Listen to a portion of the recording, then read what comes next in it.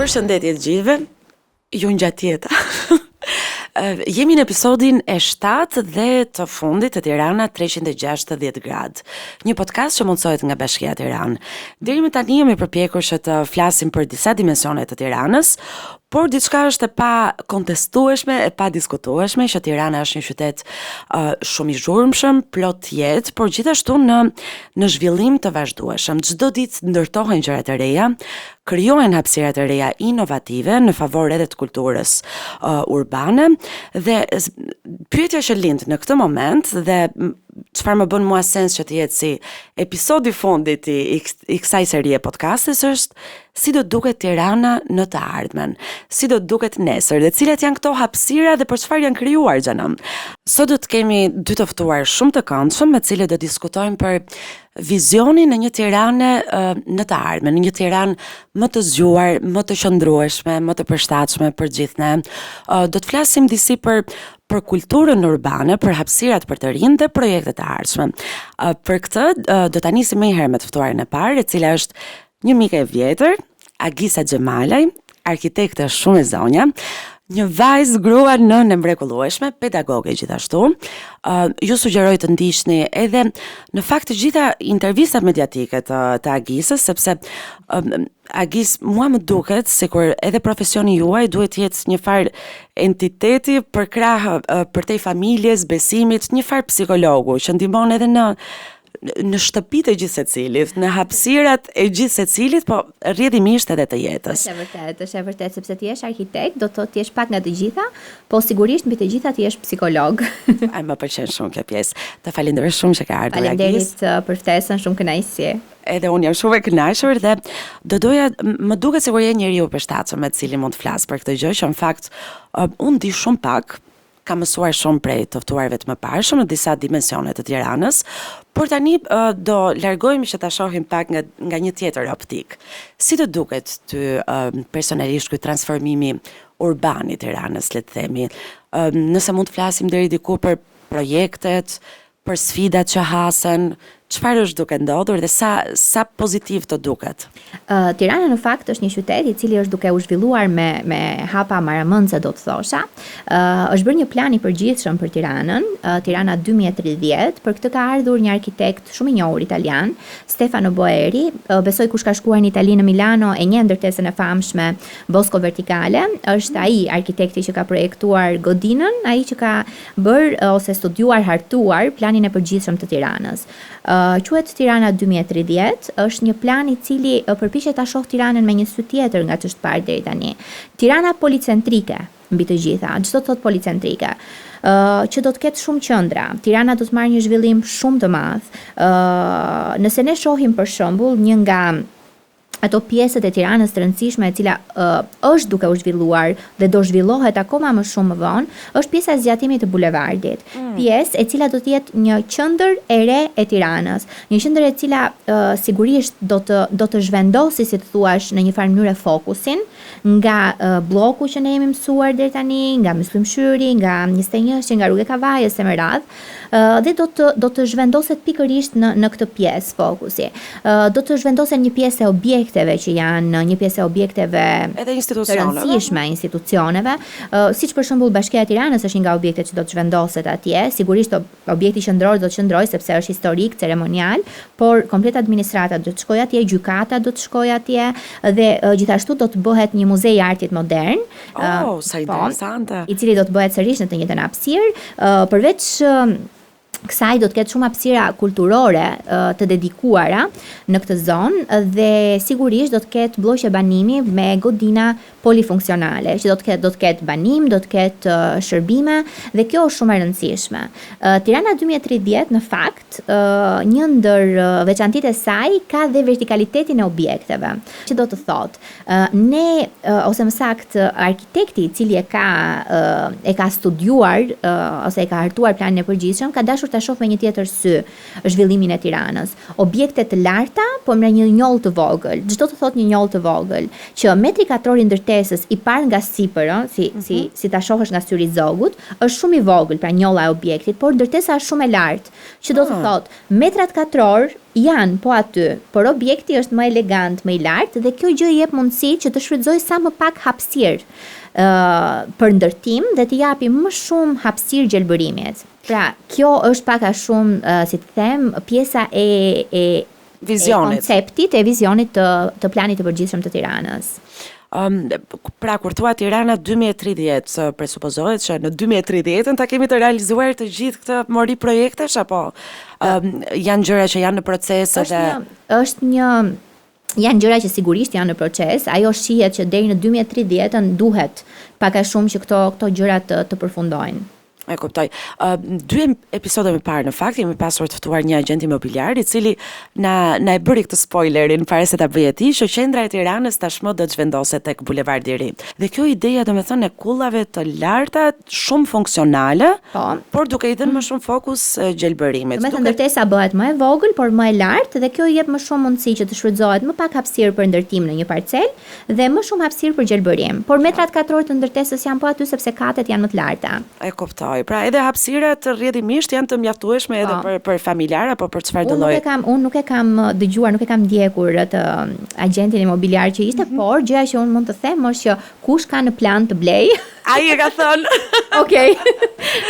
Kush ka në plan të blej mund të blej pak më lirë tani. Për një zonë e cila do të zhvillohet më në avans. Vërtet. E vuri shumë theksi në fakt kjo zonë dhe po më duket shumë e çuditshme tani teksa imagjinoj. Duket një tjetër lloj Tirane. Në fakt edhe kam përshtypjen se do të jemi të përgatitur për këtë lloj gjëje, duke parë edhe transformimet e përditshme. Po ky muzeu i artit modern? Është një objekt i cili do të ketë, sigurisht do jenë artistë të ndryshëm që do kenë veprat e tyre, pra është një gjë e cila do shihet më në detaj, por si koncept apo si plan është për të bërë kjo gjë. Pastaj se çfarë programi do përmbaj projekti është shumë specifik për rastin. E qartë. Do të flasim kur të vi momenti në Tirana 2030, 360 gradë. Ndërkohë Agis më lind natyrë shumë pyetja, pavarësisht se ne folëm edhe çik para mikrofonit. Çfarë ky përfshirja e teknologjisë në kësi projekte që po has një tjetër lloj zhvillimi. Çfarë sfidash mund të marrë me vete, mund të përfshijë? Për pjesën e sfidave, është shumë e rëndësishme, e vështirë në fakt, pjesa si ta them, pjesa e ndërhyrjeve urbane, sepse është e nevojshme që her pas here të bëhen ndërhyrje urbane, sepse ne shohim që pjesa demografike, pra, është e lëvizshme gjithmonë, që do të thotë ka shumë njerëz që lëvizin nga fshatrat në qytete, por dhe nga qytetet në kryeqytet, dhe kjo sjell një rritje të numrit të popullsisë. Rritja e numrit të popullsisë sigurisht është që kërkon më shumë shërbime, kërkon më shumë hapësira rekreative, kërkon më shumë institucione, domethënë institucione të tipit shkolla, kopshte, çerdhe, dhe kjo gjë sigurisht që kërkon një ndërhyrje. Përveç asaj, ndërhyrja kërkon një studim, kërkon kohë, pra janë shumë element, dhe kjo patjetër që është sfidë. Gjëja tjetër, domethënë, është që bashkëveprimi i publikut me privatin, sidomos që është një tjetër sfidë e rëndësishme për t'u kaluar. Shpesh herë, domethënë, shohim që bëhen bashkëpunime të tilla. Sigurisht që janë mënyra që të rrisin ose të japin një zgjidhje me një strategji më të mirë opsioneve që mund të jenë. Për pjesën pastaj të teknologjisë do të thosha, të inovacionit që përfshihet, nëse ne do shihnim ndërtesat, shumë vite i kemi parë ndërtesat e pallateve ekzistuese, buz rrugës, kur ne ecim, ato kanë qenë kryesisht të vjetra, me fasadën me suvat të rrëzuar, pjesërisht mund të ketë dalje dhe pjesë e sistemit konstruktiv që mund të ketë qenë tull, dhe të gjitha këto në momentin që ti kalon në një rrugë, bëjnë atë ecjen aq monotone, po të krijojnë një ide në një qyteti jo shumë aq të gjallë sa që është e drejtë, të japin një farë monotonie, në përgjithësi. Në fakt, kohët e fundit ka filluar, vitet e fundit ka filluar, është bërë një lloj strategjie ose zgjidhje, një bashkëpunim ndërmjet institucionit, bashkisë dhe qytetarëve, të cilët janë banorë të një pallati. Bëhet zakonisht dakord ndërmjet banorëve që duan të rregullojnë pjesën e fasadës së objektit, por jo vetëm estetikisht, sepse një zgjidhje e tillë sigurisht që të jep disa opsione që ti të zgjedhësh. Dhe në pjesën më të madhe të rasteve bëhet veshja me sistem kapot. Pjesa e sistemit kapot sigurisht që rrit eficiencën energjetike, pastaj njerëzit paguajnë më pak drita për të ngrohur, sepse sistemi kapot si funksionon sistemi kapot, do me thënë sistemi kapot është një veshje, është njësoj në thonjza si kapota që ne veshim në dimër. Pra është një veshje e caktuar me një trashësi të caktuar që shkon 8 deri në 12 cm dhe i gjithë objekti ose fasada e pallatit vishet nga jashtë me atë dhe ajo nuk lejon që temperatura që është jashtë dali brenda dhe temperatura që është brenda të dali jashtë dhe e kundërta. Dhe në këtë mënyrë, nëse ju shihni të gjitha pallatet e reja që ndërtohen, kjo është arsyeja që kur futesh brenda tyre nuk është aq ftohtë sa që mund të jetë brenda një objekti ekzistues. Po, kam përshtypjen jo vetëm nga aspekti i fasadës, apo jo, unë në fakt dhe për ashensorët. Po, në godinën që po banoj aktualisht, është duke u realizuar një bashkëpunim i tillë midis sektorit publik dhe privat, siç po e shpjegoje, dhe ishte edhe për këtë pjesën e ashensorit. Pra, edhe funksionalitete të tjera përveç se Po sigurisht, sepse në përgjithësi pallatet e vjetra kanë një hapësirë, të gjitha pallatet e vjetra janë kryesisht një model planimetrie, pra kanë një plan tip. Dhe hapësira e shkallëve kryesisht ka një distancë saktuar e cila mund të përmbajë një ashensor minimalist. Dhe të gjithë ata që banojnë nga kati 8, do thosha dhe sipër, kati 4, ti 5, mendoj që kanë nevojë për ashensorë dhe në qoftë se ju shihni dhe tregun imobiliar, apartamentet që janë kryesisht në katet e fundit për shitje janë më të lira. Për disa arsye. E para është për shkak të ashensorit dhe e dyta është edhe për shkak të taracës, sepse apartamentet që janë në katet e fundit sigurisht që të bëjnë të kalojë më shumë nxehtësia, ashtu sikurse të ndihet më shumë temperaturat e ulta. E ardhmja duket shumë premtuese, domethënë në Tiranë, duket e ndritur. Këto hapësirat inovative të kanë bërë përshtypje në sensin edhe për të nxitur sadopak kulturën e punës edhe tek të rinjt. Sigurisht, patjetër. Piramida në fakt është një zgjidhje shumë interesante dhe shumë e mirë për të rinjt. Nëse ne shkojmë jashtë, shohim që pak a shumë është e njëjta kulturë dhe e njëjta ide pune, të gjithë formohen dhe pasi formohen marrin një punë. Është shumë mirë që të gjithë të fillojnë, edhe pse mund të jenë të rinj. Kultura e punës është shumë e rëndësishme. Është vërtet. Mendoj që është ajo baza e krijimit të një karakteri të fortë tek një njerëz, sepse në fund të fundit kupton që se sa vlerë ka leku i nxjerr vet. Është shumë vërtet. Dhe nuk ja vlen asnjë lloj gjëje tjetër. Kështu që mendoj që hapësira të tilla si piramida i duheshin qytetit edhe mendoj që do ecin mjaft në sensin e do ketë shumë të rinj që do t'i afrohen këtyre hapësirave për të mësuar pjesën kompjuterike, robotike dhe çfarë programi përmban piramida. Më pëlqen shumë kjo në fakt edhe duket edhe shumë interesante kështu të mendosh që ka një lloj transformimi nga zyra tradicionale të punuarit, nga oraret. Është drejt. Po jo vetëm kjo, madje do thosha edhe hapësirat rekreative në Tiranë, në fakt janë element shumë të rëndësishëm, të cilat janë shtuar për të qenë sinqert kohët e fundit. Vitet e fundit janë shtuar dhe janë hapësira të cilat në periudhën e verës mund të kthehen shumë mirë të adaptohen në hapësira ku dikush mund të marrë një laptop edhe të punojë aty. Lirisht të punojë. Në qoftë sepse një nga për shembull elementët që nuk ka qenë më përpara, për shembull është mbulimi i shesheve qendrore apo janë shumë ambienteve rekreative në Tiranë me internet. Kjo të jep mundësinë. Vërtet, nuk e kemi përmendur këtë. Kjo të jep mundësinë që ti të punosh nga ku do mund të jesh. Plus që kur projektohet një hapësirë rekreative, projektohet në disa drejtime. Pra projektohen disa lloj sheshesh, që do të thotë, projektohen sheshet për fëmijët e vegjël, 0 deri në 3 vjeç. Brenda të njëjtit shesh apo hapësire rekreative ne gjejmë shumë element. Projektohen që cila mund të jetë elementet që mund të përmbajë është rëra, për shembull, një element që mund të përmbajë. Nëse ne bëjmë një xhiro në Tiranë kryesisht në blloqet e banimeve, gjejmë elemente të tillë të integruar. Rëra e cila shërben kryesisht që fëmia të luajë po të mos vritet. Mos dëmtohet. Ka 3 deri në 6 vjeç, 6 deri në 12 vjeç që ndryshojnë lojrat, ka sheshe për lojra por në kohë me diell, ka sheshe për lojra në domino, të cilat mund të jenë gjysmë të hijezuara ose duhet të jenë gjysmë të hijezuara dhe si zgjidhen këto hapësira? Zgjidhen kryesisht nga bimësia, që do të thotë në hapësirat që duhet të jenë gjysmë të hijezuara, zgjidhen element të tillë, të cilat mund të jenë apo në sheshe të hijezuara, të cilat mund të jenë të gjelbëruar tërvitjen. Po, edhe ato që janë gjysmë të hijezuara mund të jenë të gjelbëruar me periudha, me muaj të caktuar. Shumë interesante dhe nga episodi më parshëm, ndërkohë që folim pak edhe për oazet e relaksit, gjelbërimin, udhërfyesi na tregoi se Tirana është shumë e bekuar nga ky aspekt, sepse pothuajse gjatë gjithë vitit fal klimës që ka edhe fal kësaj bimësie qëndron e gjelbëruar përgjithsisht në ato zona që vërtet ka gjelbërim. Po kam përshtypjen që këtë gjë ti e kupton në momentin që shkon jashtë dhe kur kalon ditë të tëra pa parë diellin, kur kthehesh në Shqipëri dhe sidomos në Tiranë, kupton se sa të bekuar jemi. E vërtet. Edhe në fakt kështu e bekuar po ndihesha unë teksa të dëgjoj edhe ty për këto hapësirat rekreative. Sa do t'i shoh me tjetër sy. Shiko, edhe mentaliteti të rinjve ka ndryshuar. Për shembull, unë shikoj studentët e mi që ju pëlqen të marrin, të studiojnë, të skecojnë në hapësirë, në natyrë, në ambiente të gjelbëruara, në ambiente rekreative. Në kohën tonë, unë mbaj mend që të gjithë mblidheshim lokal.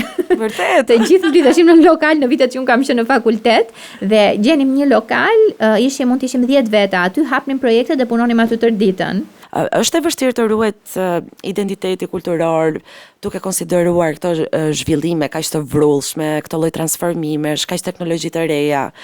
Po, një nga sfidat më të mëdha, përveç atyre që përmenda pak më parë, është edhe pjesa e ruajtjes së identitetit kulturor. Për një arkitekt, po jam e sigurt që sfida më e vështirë është pjesa e adaptimit. Pra të adaptosh hapësira të reja, krah hapësirave ekzistuese, të adaptosh një godinë të re, një godinë ekzistuese, por duke i shtuar funksione të reja. Të prekësh një fasadë dhe të propozosh një fasadë të re, duke ruajtur elementët historik, por dhe arkitekturor të fasadës ekzistuese, sigurisht që është një sfidë akoma më e madhe. Po si ja bëjmë për ta tejkaluar këtë? Po, mbi të gjitha, për këtë pjesë duhet studiuar shumë. Domethënë, kjo është një punë e cila kërkon shumë studim dhe shumë kohë dhe shumë kujdes. Pra duhet të kesh shumë formim historik. Pra një arkitekt nuk është vetëm psikolog, po duhet të jetë edhe një historian i mirë. Duhet të jetë edhe një restaurator i mirë nëse ajo ndërtesa mund të jetë një ndërtesë e cila është në listën e pasurive monumenteve të kulturës. Dhe duhet elementët që bën, pra është sipas rastit specifik ndërhyrja. Elementët që propozon të jenë elementë të cilët lejojnë që të lexohen elementët e vjetër, por janë dhe element të cilët, si të thuash, të lehtë deri diku, po që japin edhe një farë, si ta them, nuance nga koha e sotme. Një prekje moderne. Pra, është një ndërhyrje në ditët e sotme, po që lë të marrë frymë lirisht të kaluarën. Nëse kemi dhe në një farë përgjegjësie në mes të gjithë këtij zhvillimi dhe transformimit, çfarë do të na sugjeroja? Për profesionistët, domethënë për ata si profesionistët, po edhe për ata që jetojnë në Tiranë, nëse kemi diçka si përgjegjësi. Okej. Për të bashkëtuar me këtë lloj. Në fakt këshilla do ishte më shumë për profesionistët, sepse arkitekti është dora e fshehtë, si të thuash, e cila bën të ndërveprojnë grupe të caktuara shoqërore.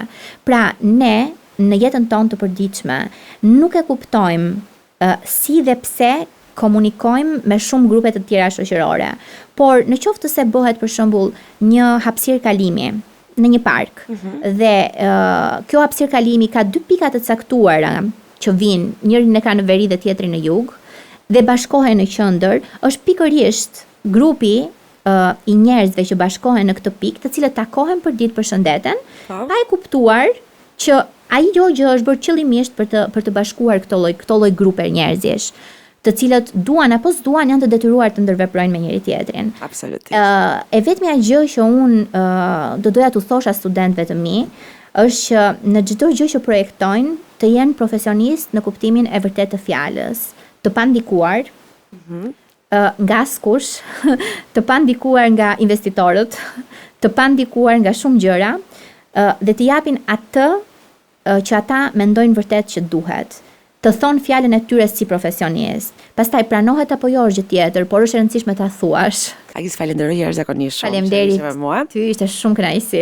Gjithashtu, shumë suksese në punën tënde. Faleminderit. Gjithashtu për gjithë të interesuarit, do doja që të sugjeroj Arkitektus Lab apo jo. Për te pedagogjisë edhe jetës ënde shumë të ngarkuar. Faleminderit. Shumë kënaqësi, dëgjohemi sërish. Tirana 360 gradë. Përshëndetje sërish gjithëve, vazhdojmë të jemi në Tirana 360 gradë. Tirana. Duket sikur Tirana po ndryshon me ritme shumë të shpejta dhe bashkë me të edhe mënyra se si ne studiojmë, mësojmë, se si punojmë. Duket sikur ai orari fiks për gjatë orëve të punës edhe zyrat tradicionale tashmë janë zvendësuar me disa hapësira inovative, ku të rinjt kryesisht punojnë, krijojnë, shpresojnë të gjejnë dikë që të rregulloj printerin ndoshta. Kemi një ftuar shumë interesant sot, i cili në fakt nuk është sipërmarrës, por ka një rol të jashtëzakonshëm në një prej këtyre hapësirave inovative.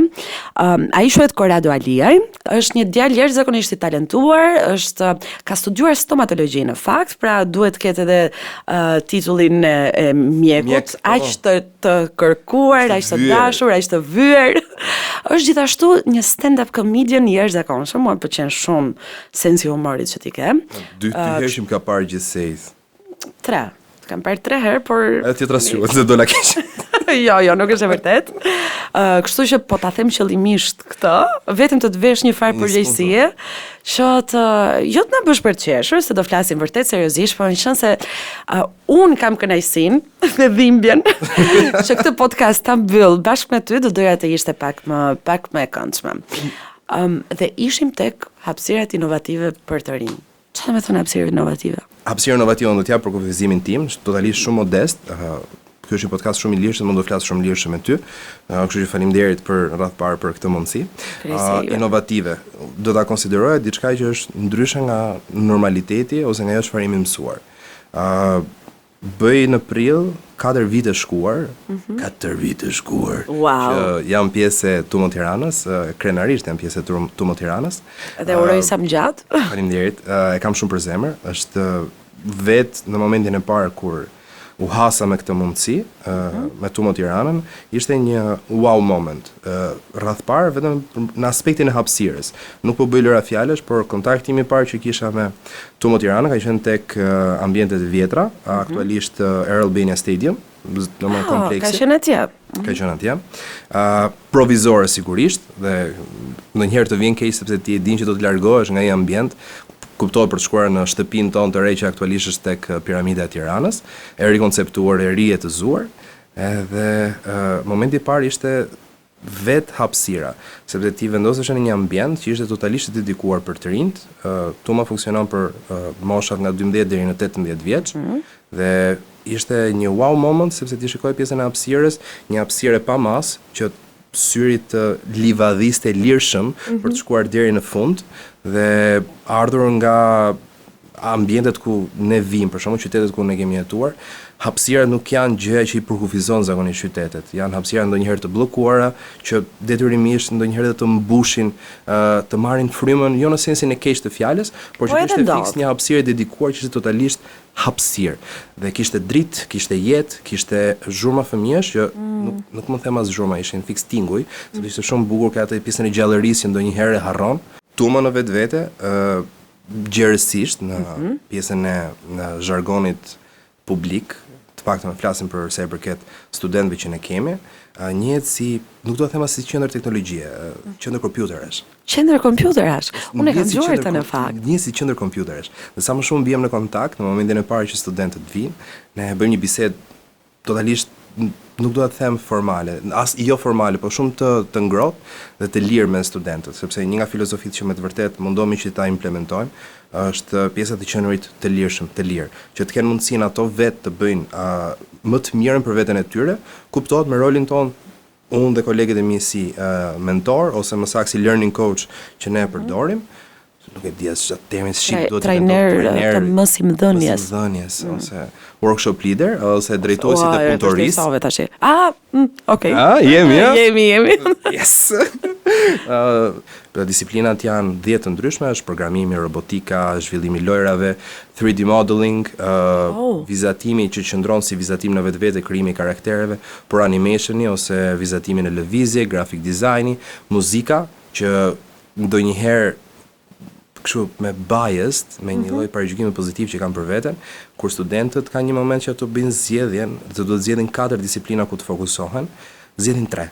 Dhe them, jepini një shans diçka që nuk mund të dinit që nuk e dinit që nuk e donit këtë gjë. Edhe mund zgjedhin për shembull muzikën, dhe përmes normalisht profesionistëve të fushës, mund kuptojnë që edhe aty mund të zhvillohen dhe të ndërtojnë atë aspektin kreativ që ato kanë. E marr një rast hipotetik që vjen një student që është 15 vjeçar, mbaron ciklin e Tumos, ka për moshën 18 vjeçare. Po. Detyrimisht nuk ka pse e lë. Mund vazhdoj edhe më tej, nëse ndjen që dëshiron akoma të merret me gjëra, sepse për të ciklit që është klasik, ka shumë hapësira, degza të caktuara që shfaqen gjatë ciklit në Tumo, që përveç këtyre disiplinave që ti ke zgjedhur tashmë, ka klabe, ka laborator të ndryshëm që ti mund të zhvillohesh dhe në deg paralele. Të zgjerosh në këtë aspekt. Por e zëm gjithsesi që ka kaluar moshën 18 vjeçare do ta ndërpresi Tumo. Ne kemi raste të studentëve që e kanë mbyllur Tumon, punimet që kanë patur aty i kanë përdorur për të shkuar në universitet për të aplikuar, janë raste që kanë aplikuar jashtë, kanë aplikuar dhe këtu brenda dhe kanë marrë punimet që kanë bërë në Tumo për të shfaqur që ky është portofoli që un kam. Këto janë cilësi dhe aftësitë që un kam zhvilluar tek vetja ime dhe ja paraqes dikujt që në ditët e sotme kuptojmë për sa i përket gjërave kreative sidomos, por jo vetëm, një CV nuk të thot më asgjë. Përdoret për një blok të caktuar informacioni, një vend punet ka 100 aplikime, përdor AI-n, skarton 90, mban 10 në fund të ditës. Këtë bën CV-a fatkeqësisht askush nuk rrin duke i çmtuar njërës pas tjetrës. Dhe krijon këtë lloj portofoli. Mund ta përdorë për aplikimet në universitet, mund ta përdorë për aplikimet në punë. Kemi patur raste që studentët e Tumos kanë aplikuar në për kompani që operojnë në Tiranë, programimi dhe janë futur në punë në këto kompani programimi ose zhvillimi të software të ndryshëm, si graphic designer në hapësira të ndryshme. Ka patur studentë që kanë qenë sipërmarrës që kur ishin në Tumo, që punimet që ato kryenin dhe aftësitë që kishin zhvilluar i përdornin si freelancer të punosh totalisht në hapësirën tënde të lirë. Dhe rastet që kemi aktualisht janë ish studentë të Tumos, tashmë në moshë madhore, po që kanë qenë studentë të Tumos dhe tani janë më kolegët tanë. Unë i kam njohur si student, shumë të mirë kanë qenë për të thënë vërtetën, shumë të dedikuar dhe aktualisht janë kolegë dhe akoma ndajmë eksperjenca me njëri tjetrin, ku ato marrin nga unë ose nga kolegët e mi që kanë më shumë kohë, ne marrim nga ato sepse ofrojnë prap një perspektivë tjetër, sepse është një gjë ta shikosh vetëm në rolin e një coachi ose të dikujt që është nuk po them në një rend hierarkik se s'më pëlqen fare si gjë, por në një rol tjetër. Dhe është një gjë kur ndodh ky kalimi nga student dhe kalon në learning coach ose në si e lam trajnuesin e mësimdhënies. Edhe e shikon në të dy aspektet, si ka qenë si student, si ka qenë tashmë, siç është tashmë edhe si learning coach. Por përtej kësaj në hapësirat e ndryshme që ndodhen brenda piramidës, mund të gjesh diçka për veten tënde, përveç faktit që organizohen evente të ndryshme, sidomos për të rinjt ka patur goxha, ndonjëherë nuk ndihem as i ri për të thënë vërtetën. Ashtu. Sepse kam idenë që është do ta pranojmë edhe ne si jemi, deri diku. Mirë, s'kisha pse ta thosh. Jo. Po shikon që ka evente kaq të ndryshme që organizohen për t'i dhënë hapësira. Dhe nuk dua të ngjaj shumë klishe, po shpesh herë dhe çdo kush e ka, askush mos ma marrë si kritik, nuk e them për asnjë. Nuk kam asnjë personazh në kokë, por që duhet mundësi dhe vullnet. Dhe gjendet mund. Është shumë e vërtetë. Ka dhe faktorë të tjerë, po që kjo është ajo lokomotiva shtytëse. Mundësit i kemi, vullnetin do ta ndërtojmë. Ndërtohet vetëm duke punuar. Të doja edhe unë të thoja një kështu klishe të vockël. Tani aty ku ty të jepet një tjetër mundësi. kam shok, kam Në rrugë, kam shtëpi. Në Tiranë. Tiranë miqe! E, Kjo është Tirana jonë. Dhe kjo është Tirana jonë. Dhe kjo është Tirana jonë në fakt. Ka shumë të huaj në fakt që vinë vërtet edhe gjejnë një mundësi shumë të mirë për të jetuar dhe për të punuar këtu. Për sa përket qendrës ten, një anekdotë personale, nuk është anekdotë domethënë, po ka qenë kontakti im i parë me hapësirat për te klasikes që unë gjendesha në jetën e përditshme në Tiranë. Llogaritë një kohë kur ishim në universitet, ishte vajtëhari i Tiranë-Durrës, ishte shkolla dhe tek tuk në ndonjë lokal që mund të konsumon ndonjë kafe. Tek tuk ten? Dhe aty, jo, fiksrastisa aty sepse kam patur disa organizime dhe më dha një energji rinore shumë të këndshme. Si gjë. Dhe për sa i përket pjesës së rinisë, zhvillimit, të kultivimit të ideve, të zhvillimit të personit, e kam shumë për zemër si gjë dhe detyrimisht duhet të them e ruaj këtë moment shumë të ngulitur shumë në kokë, sepse ka qenë fiks ky kontakti i parë për te atmosferës së përgjithshme që Tirana më ka ofruar ato vite, edhe për të thënë vërtetën edhe këto vite sepse vazhdojmë akoma që jemi në njëjtin vend. Diçka që më ka bërë shumë përshtypje sa i takon këtyre hapësirave është dhe kjo pjesa e co-working spaces në përgjithësi. Këto janë shumë në rritje në fakt. Ka hapësira të ndryshme ku gjithsekush mund të gjejë veten e tij. Flasim për deri tani kam folur për 12 deri në 18 vjeç, por edhe për moshët që janë mbi 18, që janë në universitet, që janë profesionistë të fushave. Ka meet and greets që ti takosh me persona të ndryshëm. Pra ti të njihesh edhe me supermarkete të ndryshëm apo me kompani, po themi, të njohura të cilat kanë hapësira vakante për shembull në pozicione ndryshme. Zgjidhet si opsion sepse ka hapësira të ndryshme, të krijon lirshmëri që ta personalizosh këtë event që ti do të krijosh brenda hapësirës në vetvete dhe në këtë kontekst në momentin kur ti qasesh me një hapësirë të kësaj, ke mundësi dhe personat që kanë ardhur për të njëjtën arsye, mund të krijosh atë që networking i famshëm ose rretëzimi i personave që njeh. Ka patur në bisedë totalisht informale, ka patur persona që vinë, takohen edhe kanë krijuar startupe në këtë lloj mënyre. Çfarë këshille do t'u jepje ti të rinjve që kanë dëshirë jo vetëm të trajnohen, të aftësohen, të mësojnë në këto lloj hapësirash, por edhe të punojnë? Të isha unë atë mosh dhe njëherë. Të isha dhe unë. Është një pyetje që shpeshherë e kam dëgjuar. Dikush thotë motivimi është i brendshëm apo i jashtëm, si gjë. Të rinjve, më ndiqni mua. Të rinjve do t'i thuaj që në qoftë se deri për momentin gjithmonë keni pyetur veten çfarë, si, qysh, tek e mbani veten me pyetje, për ta thënë ndryshe. Kërkoni. Si mantra ose si qëllim në vetvete, kërko. I kurioz. Sepse në këtë sens mund të gjesh hapësira të ndryshme që në një moment caktuar ti mund të gjesh një person like-minded person, por mund të gjesh edhe një person që është totalisht ekstremi kundër të joti. Nga të dy do të mësosh diçka. Vërtet. Ai rrjetëzimi jo vetëm në aspektin e punës, por që në aspektin e të rriturit si person, të kultivuarit të individit në vetvete, kërko. Ka mundësira të ndryshme, ka hapësira të ndryshme, ka evente të ndryshme që po marrin jetë, po marrin hapësirë. Nuk e di pse ka ardhur kjo, mendoj ndoshta nga një nevojë organike që ka shoqëria për të thithur gjëra të tilla, por që për mosha të ndryshme, mundësisht që duke nisur që nga adoleshenca, që tani nuk e di as kur fillon, nuk e di, ndoshta që nga 10 vjeç e tutje. Se di ti që je mjek.